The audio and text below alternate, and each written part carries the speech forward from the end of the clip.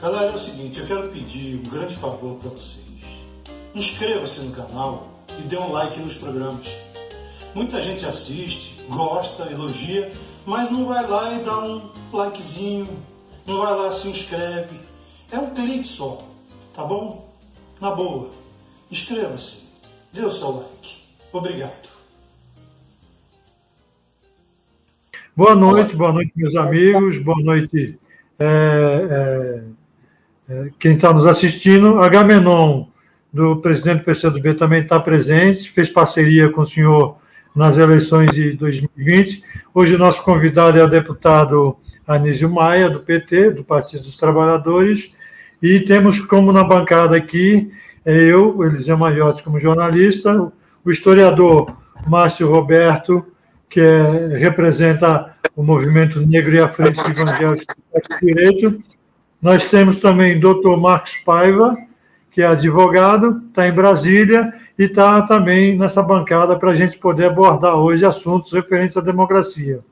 É importante salientar que a TVD, que é a TV da Democracia, é um projeto que está online em tvdademocracia.online para defesa da democracia no momento em que o país está correndo um sério risco da violação dessa mesma democracia, do Estado de Direito e dos direitos de cidadãos que estão sendo retirados pouco a pouco, tanto em termos econômicos, como também em termos civis e de direito. E nós vamos discutir isso hoje com um deputado do PT, que inclusive já, na primeira questão, já fez um discurso hoje na Assembleia Legislativa, de modo que não estava acreditando numa mudança da política de governo com relação à pandemia do Covid-19 por conta do novo ministro, que é paraibano, se não me engano é Marcelo Queiroga, é isso?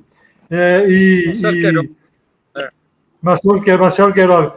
E que deve haver uma continuidade. Se for assim, a mortandade vai continuar, né, deputado? Então, o senhor poderia colocar de uma forma bastante abrangente essa questão? Tudo bem. Inicialmente, meu boa noite aos que estão participando agora dessa transmissão, né? A todos vocês e as pessoas que posteriormente vão nos acompanhar.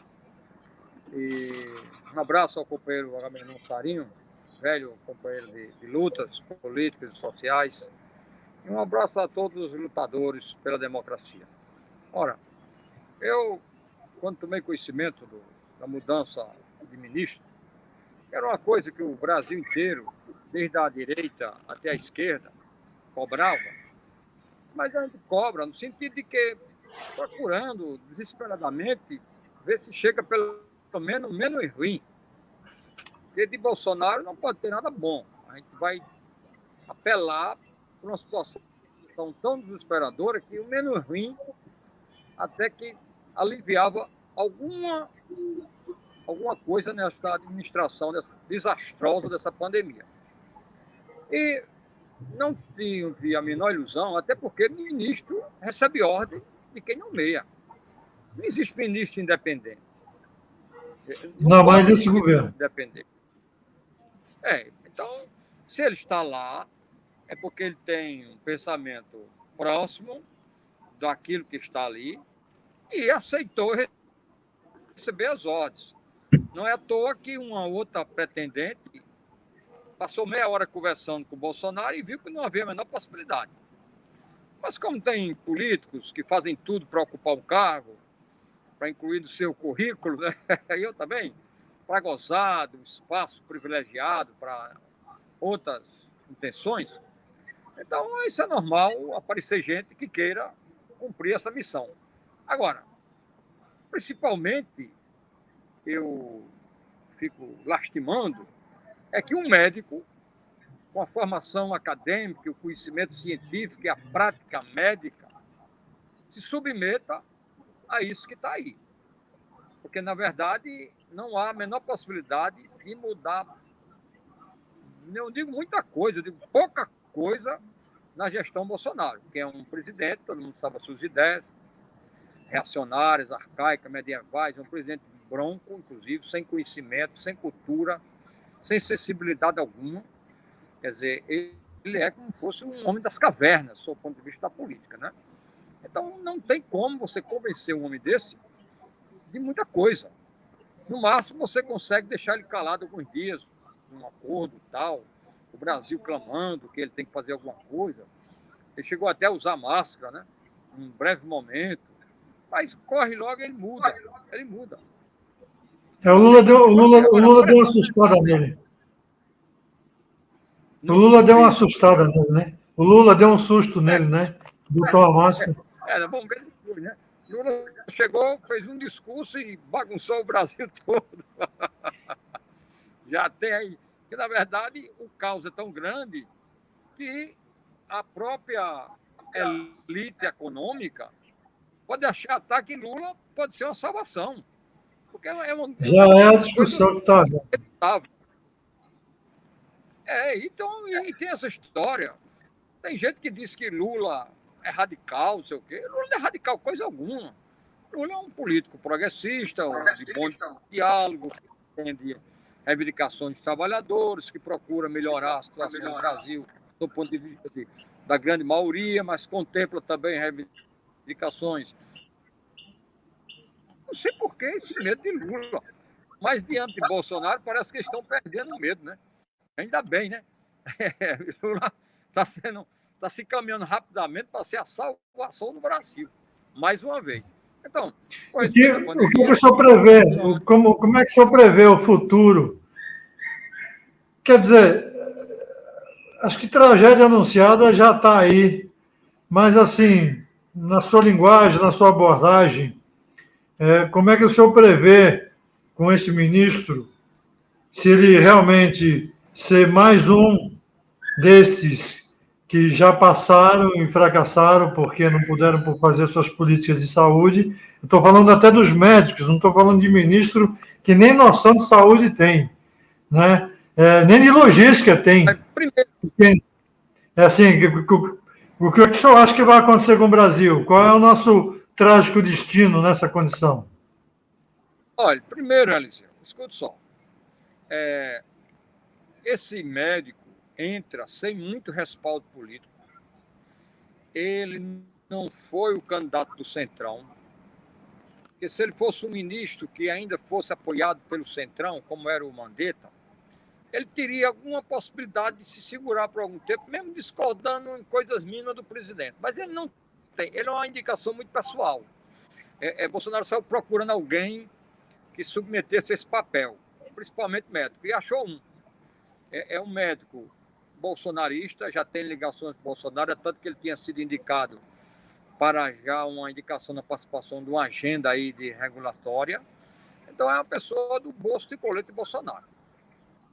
Então, ele está nessa situação, sem força política, vai, por um certo momento, tentar cumprir um papel, mas sem a menor possibilidade. Agora, uma coisa eu acho que pode acontecer. Ele não pode ser pior do que Pazuello. Porque para ser pior do que Pazuello, meu amigo... E um general de logística que nem curso de logística tinha. Não, pai, ele era forte na logística, mas a logística dele só funciona quando é na bala. Ele nunca estudou logística na vida. Mas se esse homem fosse chefiar uma logística do Brasil na guerra, ia faltar bala. É horrível. Isso é verdade. Pois não. É uma tragédia. Pois então. Eu vou passar a bola aí para...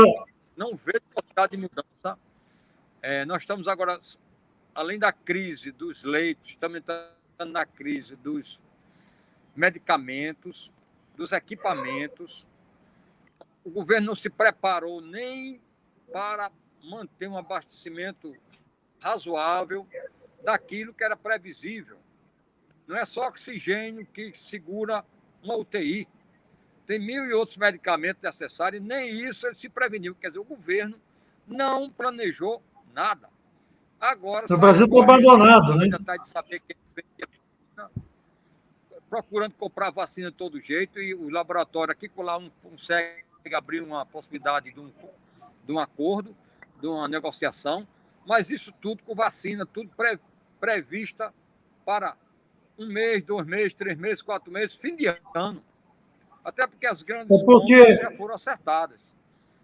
teve compra, Como eles querem abrir o comércio com o Brasil, teve compra que para o Brasil, aí fornece. Não entendi. certo.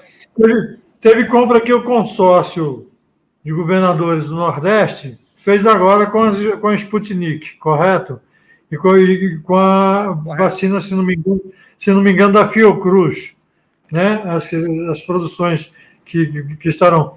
Quer dizer, o Nordeste me parece que, se conseguir concretizar essas compras, mesmo que daqui a 1, 2 meses ou até 3, parece que vai estar muito bem abastecido de vacinas.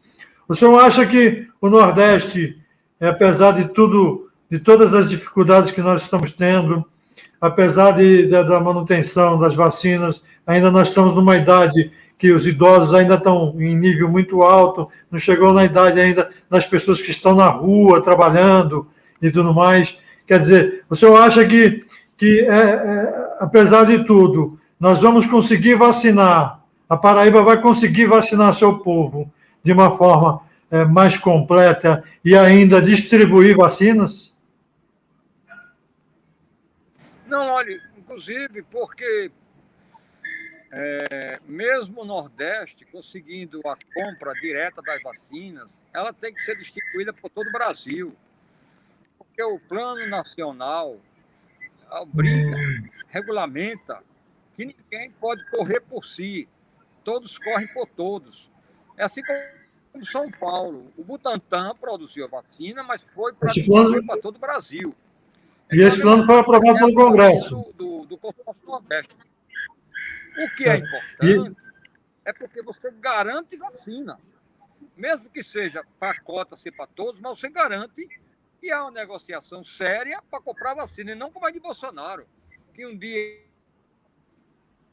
é 2 milhões, é 10, depois é 15, depois 3, vai começar a tal, não é mais.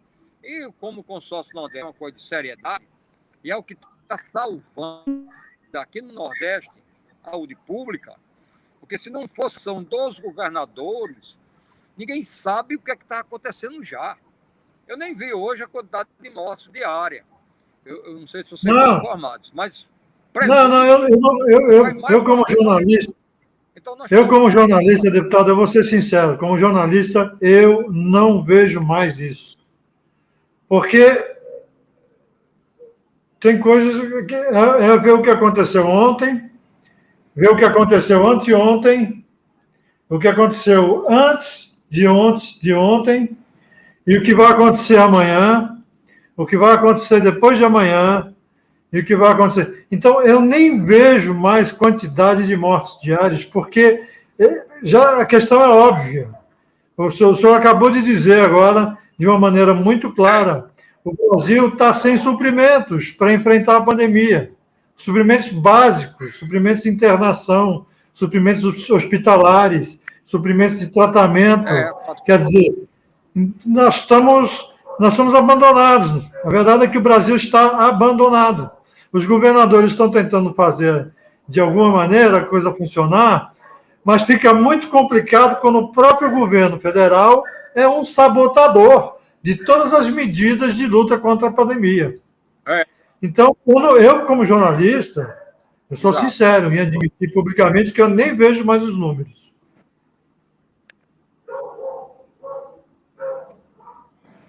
Não, é uma coisa muito difícil, olha. Ontem aqui anteontem aqui na Paraíba, João Pessoa, os bolsonaristas, orientados pelo seu comando, naturalmente o presidente da República e seus filhos, os 4 príncipes, né? Eles fizeram uma manifestação aqui mais uma vez, diante de uma situação dessa, foram para a rua. Não só daqui, mas no Brasil todo, né? Foram cobrar o fim do distanciamento social, cobrar a abertura do comércio. É uma coisa inacreditável. Então, é um boicote gigantesco por todo canto, e os governadores ficam, de certa forma, tentando apagar o incêndio.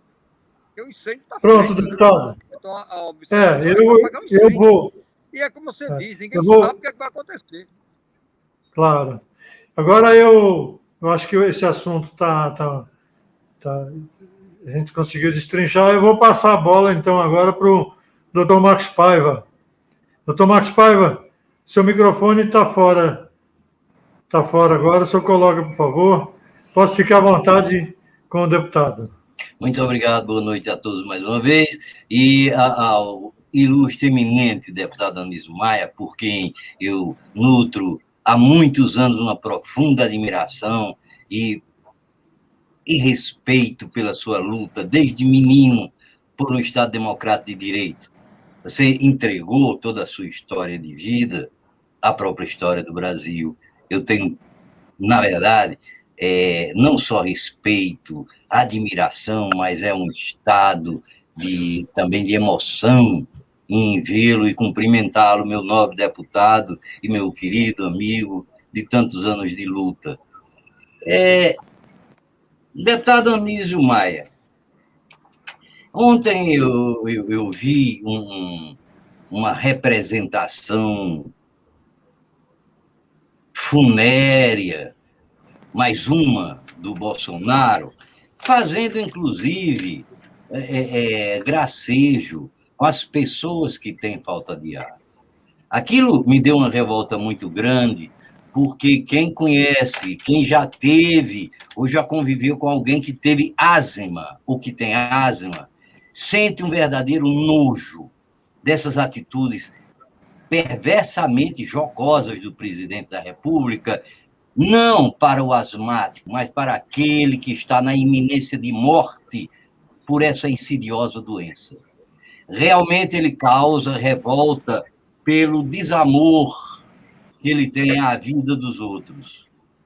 E o que também me leva, não só o desamor à vida dos outros, mas um profundo respeito às instituições brasileiras, à Constituição Federal, onde ele mais uma vez ousou em se referir agora ao estado de sítio.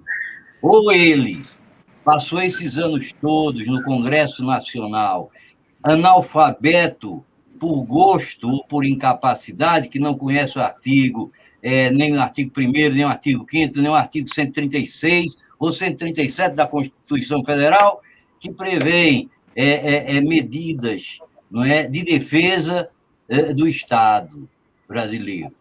Então, para ele dizer que seria fácil ou estaria na iminência de decretar um estado de sítio, ele é tão atrevido, tão irresponsável, que ele agride sem nenhuma base sequer empírica o Estado Democrático de Direito, porque o estado de sítio tem regramentos constitucionais. Não se decreta o estado de sítio como se decreta um passeio, como ele faz, de ir a uma padaria e contaminar o povo. Aquilo tem regramentos. E o estado de sítio só se ergue quando outro estado de defesa das instituições se mostra incapaz de debelar situações gravíssimas para mudar uma ordem jurídica constitucional normal para uma ordem legal extraordinária. Então, eu gostaria de saber do ilustre deputado qual, assim, a sua leitura, porque o que me revolta não é a agressão só que ele faz, mas é a nossa complacência enquanto cidadãos, dizer, não, ele é doido, é mais uma besteira que ele fala. Não é doido, não é besteira. Ele está realmente marchando contra o Estado Democrático de Direito e tentando assombrar a população. Até porque é usado as Forças Armadas como milícias particulares. Eu não acredito que as Forças Armadas se sujeitem a ser lideradas ou manipuladas, a não ser esses militares de emprego, depois que saem dos quartéis, esses carreiristas que deem apoio a ele. Eu acho que ele está blefando, mas é um blefe extremamente agressivo e que merece nossa repulsa. Eu gostaria de ouvir do ilustre deputado, assim, como é que vê esse quadro nacional?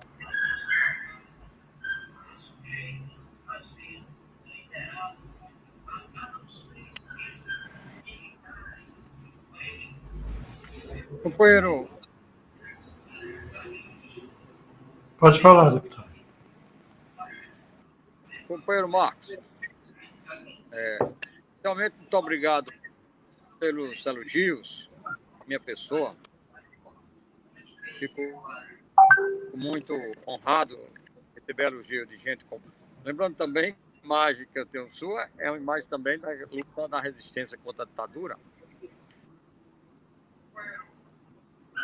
No tempo que eu era militante do CONAS, o alojamento me deu apoio, me deu cobertura, me apoiou em momentos difíceis, mesmo numa situação pessoal muito precária que você vivia na época. Então, eu tenho essa boa lembrança de você e depois da sua trajetória.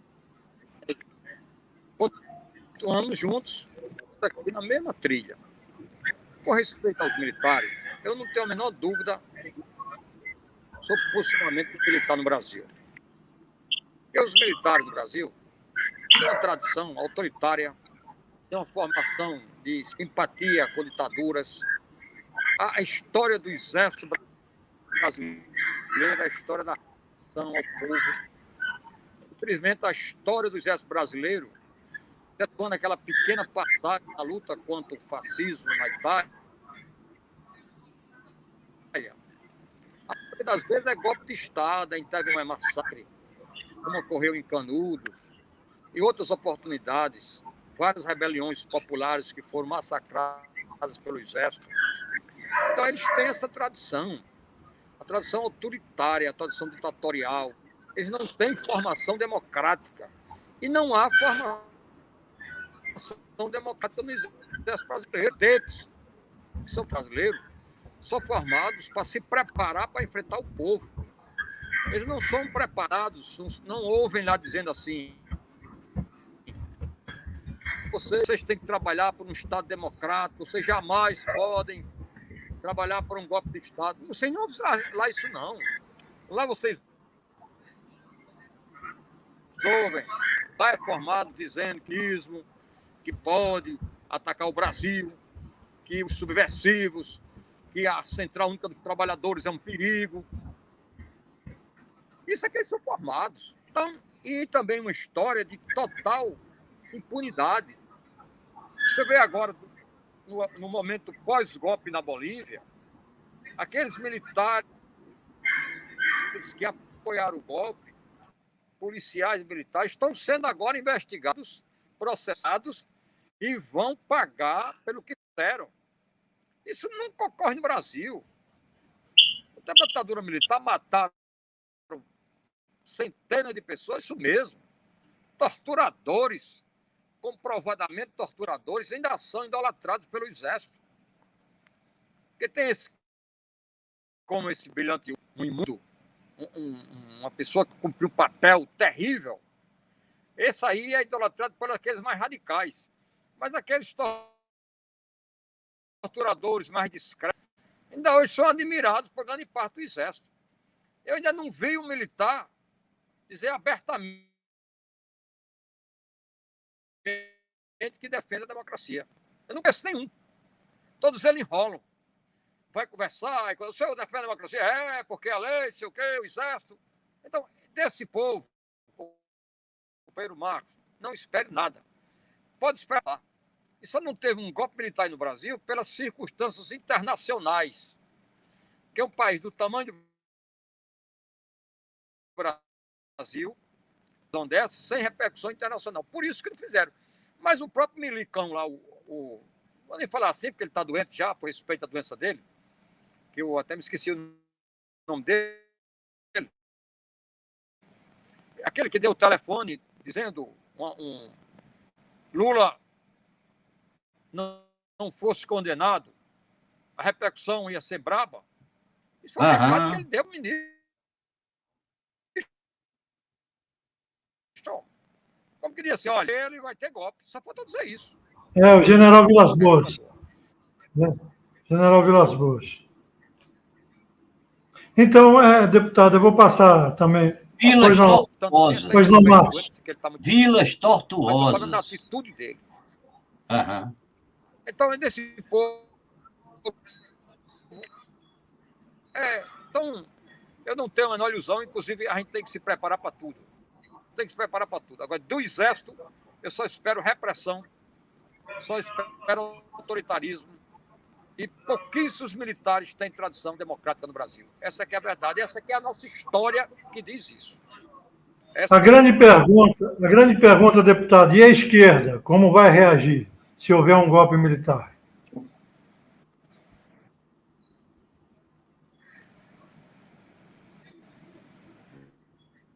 Eu estou sem som, viu? Não sei se você está ouvindo. Não, estamos ouvindo. O senhor está me ouvindo? Está me ouvindo? Mais uma vez o som. Tá. Está me ouvindo? Agora voltou. Okay. Pronto. Então, assim, e se houver um golpe militar, como é que a esquerda vai reagir?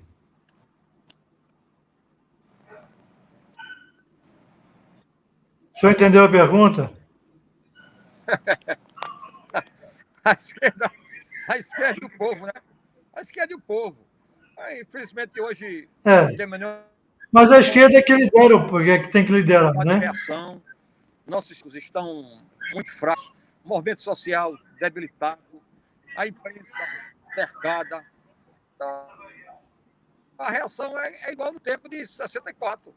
Nós vamos para a clandestinidade, só tem esse jeito. Vamos nos esconder para lutar da forma que a gente puder. Mas eu não vejo a possibilidade de uma grande mobilização social.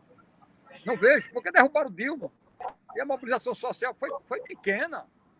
Foi pequena. Então, aquilo ali era um golpe claro. Então, hoje, o Congresso Nacional, inclusive, é muito pior do que no tempo de Dilma. A composição social lá é terrível. Hoje em dia, o Centrão deita e rola no Congresso. No Congresso, porque é o Senado e a Câmara. No tempo de Dilma, ainda tinha uma oposição, digamos assim, relativamente, não digo forte, mas relativamente atuante. E agora não tem. Então nós temos que fazer um grande trabalho do movimento social. Aliás, o movimento social brasileiro tem que se renovar, assim como os partidos políticos do Brasil, inclusive os partidos de esquerda, inclusive o PT. Nós estamos usando os mesmos métodos de 100 anos atrás, 150 anos atrás, são os mesmos métodos que a gente usa. Então, nós temos que mudar essa forma de organização partidária. Ideia do tempo de Marx, entendeu? Comitê Central, hoje o nome é diretório, mas é Comitê Central, o Politburo. É a mesma forma. Isso não funciona mais. Nós temos que ter novas formas de organização, assim também como o sindical. Tem que atualizar o discurso. Fazer um trabalho sindical como antigamente. Tem que atualizar o discurso para se aproximar do povo. E subir o carro de som e mobilizavam. Agora os operários estão espalhados por todo canto. Então, deputado, eu vou perguntar aqui ao doutor Marco. A esquerda tem que eu não vou dizer essa palavra reciclar, não, mas tem que se reinventar seus métodos de trabalho, sua comunicação com o povo. Tem que ter uma atualização. Nós não temos mais uma comunicação com o povo. Há anos atrás, a gente subia num tamborete na frente do supermercado e causava um rebuliço maior do mundo. Hoje em dia isso funciona mais. A internet está tomando conta de tudo e nós não estamos conseguindo atuar eficientemente nas redes sociais, na comunicação. Então, a esquerda tem que fazer um grande trabalho. No meu caso do PT, que eu sou, primeiramente, o PT tem que fazer uma autocrítica. Os petistas, a direção... Deputado, deixa eu... do PT, quando fala em autocrítica, se treme todinha. Parece que isso é um... Deixa eu perguntar com relação a isso. Normal de todo partido. Então, isso tudo tem que ser feito no Brasil. Deixa eu perguntar com relação a isso. Eu acho que a autocrítica ela é saudável, ela é fundamental para que a gente reveja os erros, corrija, retome os caminhos, renove conceitos, como o senhor disse, se atualize, inclusive, o discurso para poder, inclusive, chegar às massas de hoje. Agora, o que me incomoda um pouco na mídia, na imprensa, e eu estou falando como jornalista, é que se exige muito do PT uma autocrítica, mas nenhum partido faz autocrítica. Ninguém faz autocrítica. Por que só o PT tem que fazer autocrítica? Essa é a minha pergunta.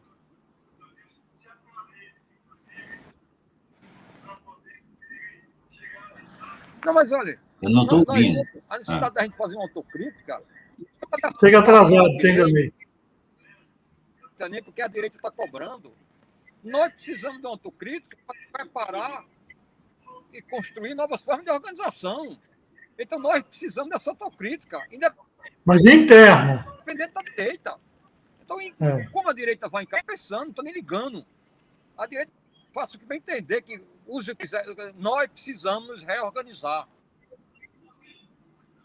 Nós precisamos usar outros métodos políticos, organizativos. Nós precisamos, inclusive, rever a nossa teoria, as nossas bases políticas e ideológicas. É isso. Isso quer dizer que nós vamos aderir à direita, vamos dizer que a direita está nós estamos tudo errado. Não é, autocrítica não é isso, não. Autocrítica é você se reavaliar. Ora, é normal uma reavaliação, uma empresa tem que se reavaliar, uma pessoa tem que se reavaliar. Então teria que ser uma coisa interna. Não pode se reavaliar. Agora a gente fica tudo dizendo, não, porque a direita está...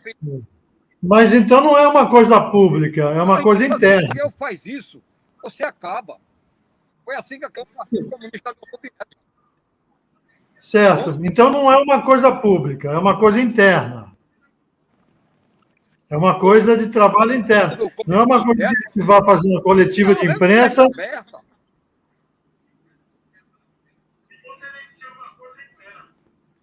Aberta? Olha, uma autocrítica é um processo.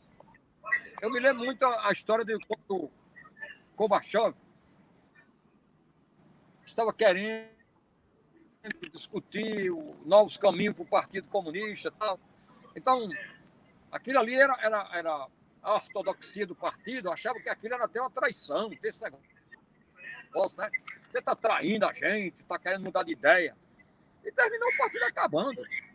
Não acabou porque ainda tem lá uma militância lá, um povo aguerrido que continua levantando as mesmas bandeiras. Mas uma coisa sem importância, força. O Partido Comunista da União Soviética era uma potência gigantesca.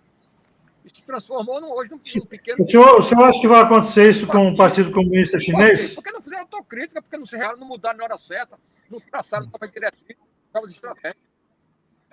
O senhor acha que vai acontecer isso com o Partido Comunista Chinês?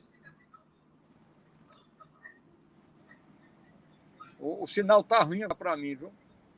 Vou repetir a pergunta. O senhor acha que vai acontecer isso? Sem bateria, eu tive que ligar no carro aqui para não... Certo. O senhor acha que vai acontecer isso com o Partido Comunista Chinês?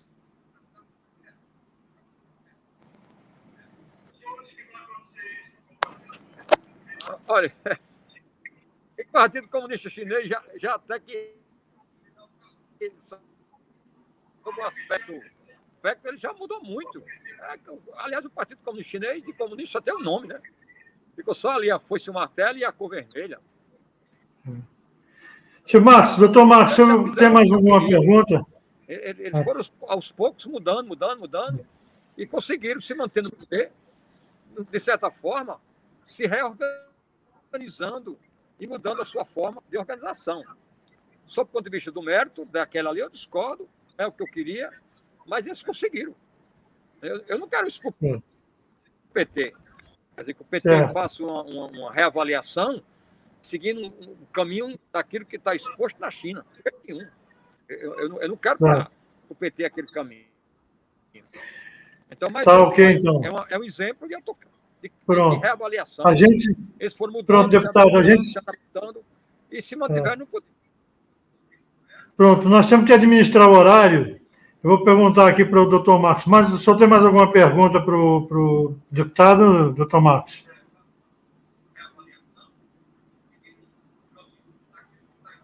Está sem microfone. O senhor está sem microfone.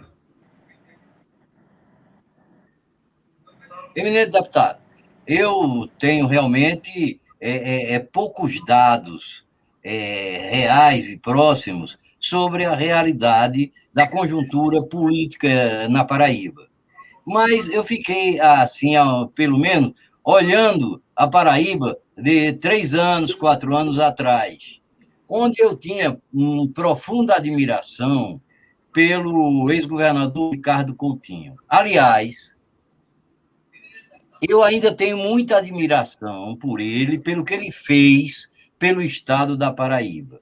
Não tive a oportunidade de verificar aquelas acusações que foram feitas a ele, mas o tempo que eu me lembro de governos da Paraíba foi, para mim, o que mais operante foi em matéria de construção de estradas, de atendimento aos interesses da população. Então, se fosse possível e conveniente, o ilustre deputado fazer algum comentário acerca da ligação, não só histórica, como também fática, de admiradores, inclusive membros do PT, para com o ex-governador Ricardo Coutinho, por quem eu tenho uma profunda admiração.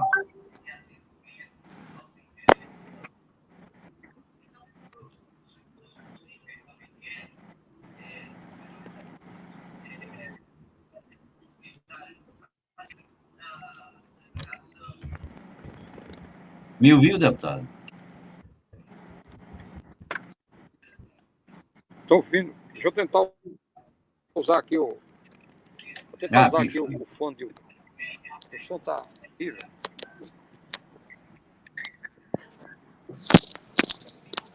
Ao vivo é assim mesmo. Internet. Tu pode repetir a parte final? Agora melhorou. A sua visão? Está bem melhor. Melhorou? Melhorou? Pronto. Melhorou? Vamos lá. Melhorou muito. Assim, qual a sua visão sobre... Melhorou muito, pode falar, estou ouvindo bem. Ótimo. Qual a sua visão sobre o ex-governador Ricardo? Está entendendo? Porque o que eu fiquei foi baseado no governo que ele fez e na postura que ele demonstrou de ser um defensor dos direitos individuais e coletivos. Eu tenho, por isso, muita admiração por ele, não tenho amizade com ele nenhuma. Eu nunca cheguei nem perto dele, a não ser uma vez, por acaso, com nosso amigo, o Cabo, que é jornalista, que me apresentou a ele, mas foi muito rapidamente. Mas eu tenho muita admiração pelo trabalho que ele fez por Paraíba, pelas obras que ele construiu, e não tive absolutamente nenhuma oportunidade de avaliar alguma das acusações terríveis que foram feitas sobre ele.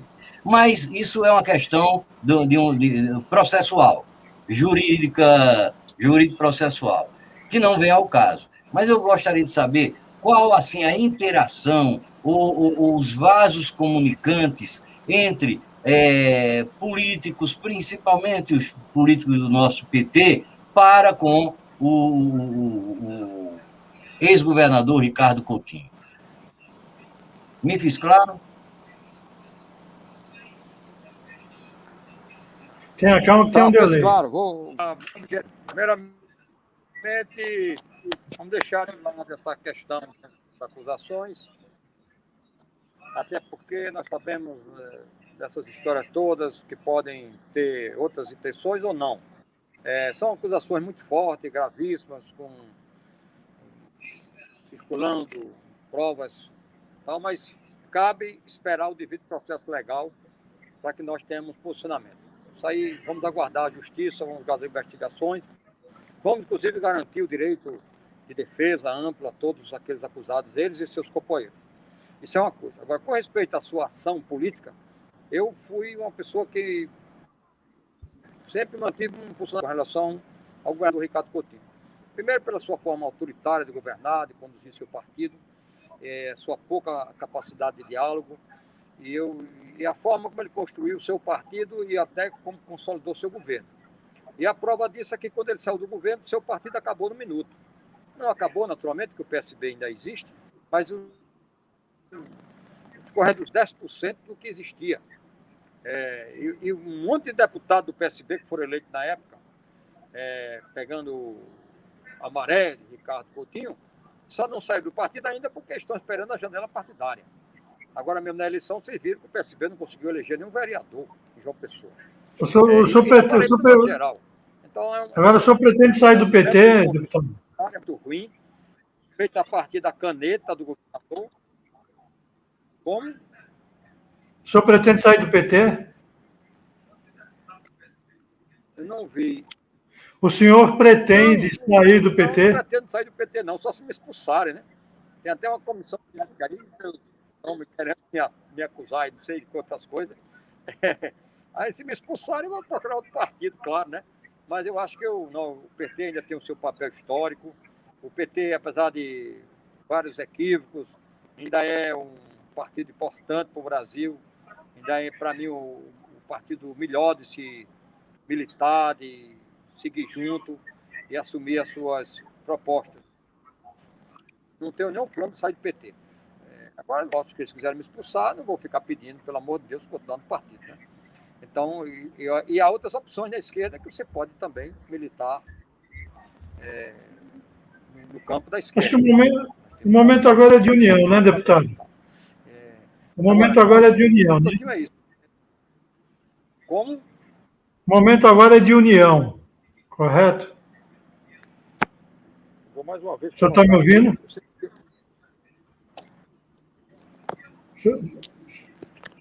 Alô? Está me ouvindo? Está me ouvindo agora? Está me ouvindo? Agora melhorou. Vá, pode repetir. O momento agora é de união, na minha opinião. Eu vou passar esse gancho. Não, claro. E eu vou passar esse gancho agora para o professor Márcio Roberto Carvalho, nosso amigo navegante negro, que inspirou a música do João Bosco e que vai querer, deve estar se coçando todinho ali para fazer algumas perguntas para o senhor. Tá certo? Pode ficar à vontade, Márcio. Ok, vamos embora. Primeiramente, um prazer, né, estar com essa equipe aí seleta aí, Eliseu Mariotti, o doutor Marcos Pávio, o companheiro Anísio Maia, né, deputado, nobre deputado. Eu gostaria, a minha pergunta vai na direção de, tudo bem que a gente já está no mês 3 já, né, mas eu gostaria aqui de fazer que o senhor fizesse um breve retrospecto da campanha, né, para prefeito, da qual o senhor participou. Eu pude né, acompanhando lá os debates, né, vi que o senhor assim, saiu muito bem nos debates, né, os debates o senhor tinha aquela coisa do impacto, né, tinha aquela coisa do impacto, e isso eu achei muito positivo, muito bom, né, muito bom mesmo. E eu estava até, assim, lógico que a gente sabe que, infelizmente, particularmente eu, né? Quando eu entrei para ser, quando eu aceitei o desafio de ser vice, primeiramente do Pablo, depois do Ítalo, ao ver o tratamento da imprensa, algumas coisas das pesquisas, né? Que eu não confio totalmente nessas pesquisas, eu falei, não, essas eleições aí, elas são um pouco de carta marcada. Eu fiquei com um pouco com o pé, com um pouco atrás da orelha, né? Mas a gente está aí no jogo aí, vamos jogar, né? Eu gostaria que o senhor, né, fizesse aí um resumo, um breve resumo, um retrospecto aí da campanha, né? Como foi fazer campanha, participar de um processo eleitoral com a Covid, né? E com todas essas coisas aí, essa conjuntura aí no país aí, como é que foi para o senhor participar desse processo eleitoral? Ok.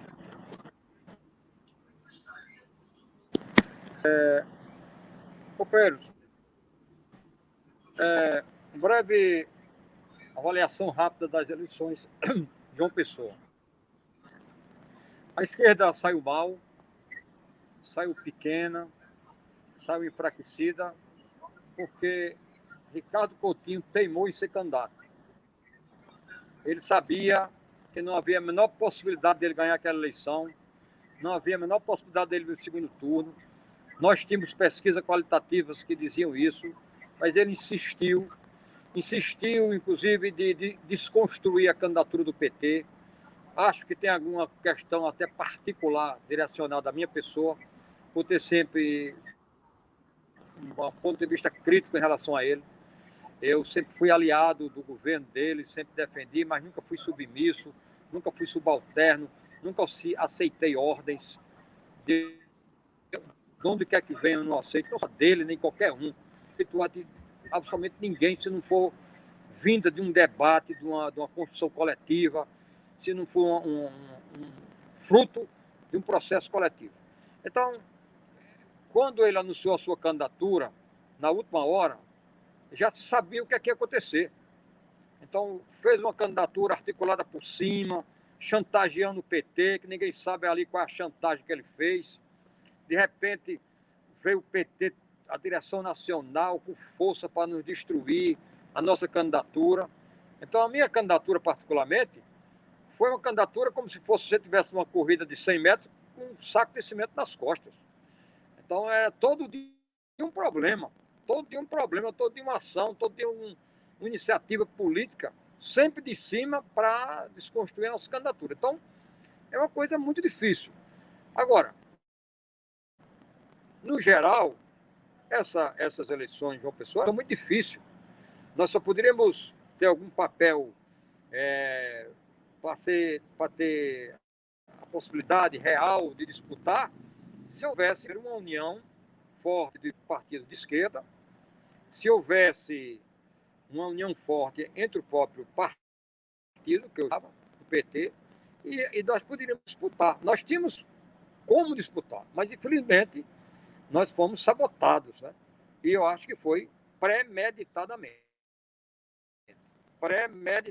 por uma liderança que admita que tem outros líderes. É uma liderança que acha que ele tem que ser líder a vida toda, que não admite substituição, renovação, e não admite outras alternativas. Então foi por isso que nós saímos muito mal. Na Paraíba, particularmente, nós enfrentamos dois fantasmas. O fantasma da Lava Jato atacou o PT de manhã, de tarde, de noite, por anos e anos, e depois o fantasma da operação que acusou o Partido Socialista Brasileiro. Só. Antes eles diziam que era o que é corrupto, a direita, os reacionários, os bolsonaristas, a mídia, a golpista. Aí depois essa coisa aumentou para também o PSB. Então o que é que entendeu? Com a mídia batendo na gente, sendo acusado de todo jeito. Olha, é a esquerda toda que não dá certo, a esquerda toda está errada. Porque caiu a ação do PT, caiu também a votação do PSOL. Então, veja só, quer dizer, foi a esquerda que perdeu. Nós recebemos uma altíssima. Dessa forma, a tática utilizada pelo PSB ajudou a direita. Porque colocou no cenário um candidato que era bom para a direita ele disputar a eleição. Naturalmente, nós teríamos que ter outro tipo de candidato nessa conjuntura. E o candidato sabia disso e o partido sabia. Portanto, nós entramos num processo de muita dificuldade, porque na Paraíba nós temos que dar um passo adiante e tem que ter uma grande renovação de quadros, uma grande renovação para que a gente não fique a vida toda tendo sempre que aceitar as ordens apenas de uma pessoa. A gente tem que receber as ordens do coletivo, grande discutiva. É isso que ficou como herança da eleição. O PSB sabia que ia perder, sabia que não tinha viabilidade, mas insistiu para ser o líder possível da Paraíba nas diversas lutas sociais. Essa é a minha avaliação. Mais alguma coisa, Márcio? Está sem microfone. Como é que está de tempo aí? Como é que a gente está de tempo aí? Estamos para encerrar. Estamos para encerrar, né? Não, só isso só. Somente essa pergunta só. Muito obrigado aí. Fique à vontade. Pode perguntar.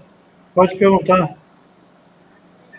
Não tem mais nada para perguntar? Então eu vou... Gente, Não, eu uma já última. estourei meu tempo, mas eu vou ainda... Não, mas eu fico a última pergunta. Não posso ser deselegante com vocês. Fica a última. Não, uma última pergunta, então. Eu não vi, não. É a última pergunta. Qual foi? Eu vou fazer. Né? Tá indo a caminho já. A última pergunta é a seguinte, né?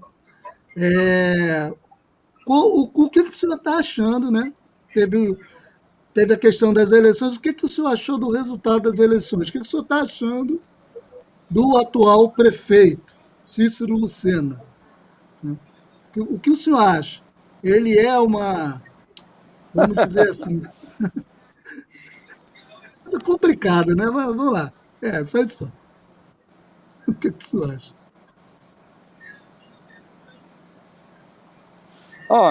Não, o resultado das eleições, já disse, foi péssimo para nós. Foi horrível para a esquerda, para os progressistas. Nós temos que enfrentar agora 1000 dificuldades para nos superarmos. Com respeito ao prefeito João Pessoa, é um prefeito de direita, ligado às oligarquias tradicionais e tem política de direita. Inclusive, tudo isso nós falamos na campanha. Agora mesmo eu estou cobrando dele que cobre das empresas de ônibus mais ônibus na cidade para que o povo não se contamine. Mas ele não faz porque tem compromisso com os grandes empresários de ônibus. Então, em muitas as eleições dele. Então, para mim, ele é um candidato tradicional ligado às oligarquias e vai fazer exatamente o que todos os outros colegas de sua linhagem política e ideológica fizeram. A mesma coisa, não tenho a menor dúvida sobre isso. E temos que cobrar dele, fazer oposição, porque não tem a menor ilusão desse tipo de governo com a composição política e ideológica que ele apresentou. Não tem a menor dúvida. Bom, está terminando mais um programa TVD Entrevista. Eu quero só esclarecer uma coisa antes de encerrar, deputado. Eu sou ex-militar, fui oficial da Força Aérea, faço parte de vários grupos da Força Aérea e existem muitos militares de esquerda, muitos. Militares socialistas, de esquerdas e tal. Infelizmente ainda é a minoria, mas não são poucos. São muitos militares de esquerda que tentam se organizar em grupos e para poder fazer isso.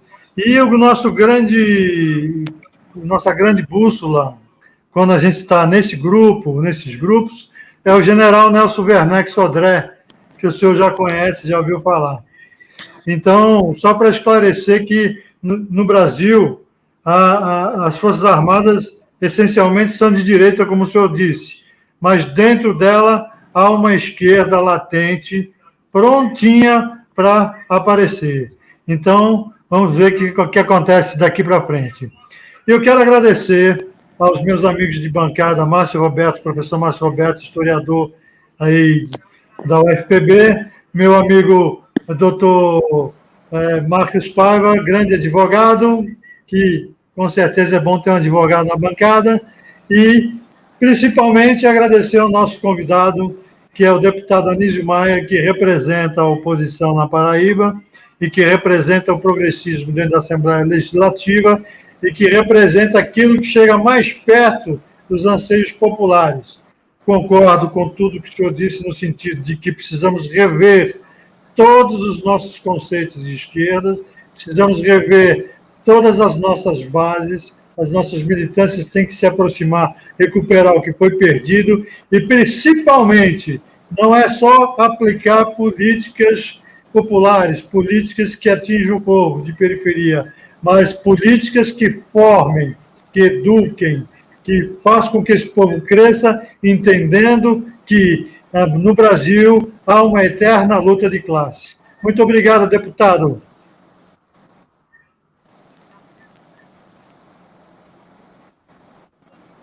Aí eu que agradeço a você. Ainda bem que quando eu falei sobre os militares, ainda bem que quando eu falei com os militares, eu deixei claro que tinha uma minoria que não era direitista, e você, inclusive, participou dessa minoria, né? Mas agradeço a vocês pelo debate, muito bom, infelizmente o tempo é pouco.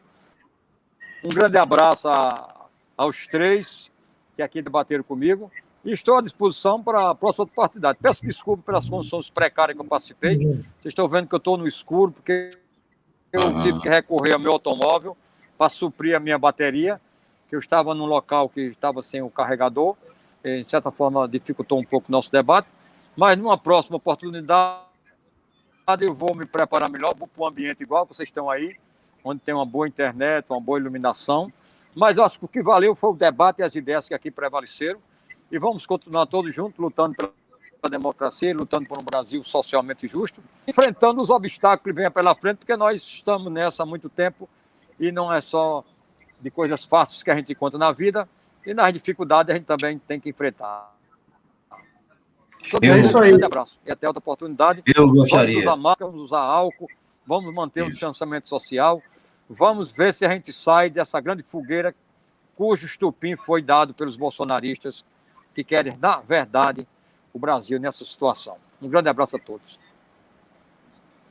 Deputado. Obrigado. E com certeza você estará mais vezes com a gente.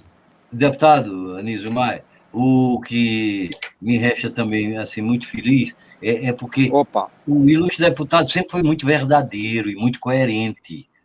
Desde jovem, sempre foi muito coerente e muito verdadeiro. Daí eu acho até que a sua facilidade de expressão é por esse laço que você tem para com a realidade social, com a verdade social.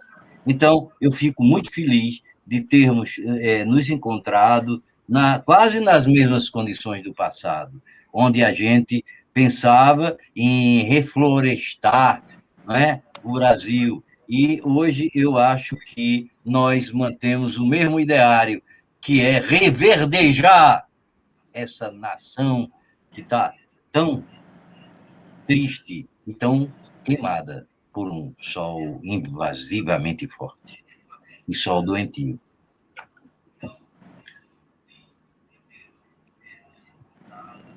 Nós estamos no estio. Beleza, companheiro. Um grande abraço para vocês. Um grande abraço, um grande abraço. Boa noite para você, professor. Meu nobre jornalista Mariotti, querido amigo. Até mais ver, um abraço. Fora Bolsonaro. Fora Bolsonaro. Fora Bolsonaro.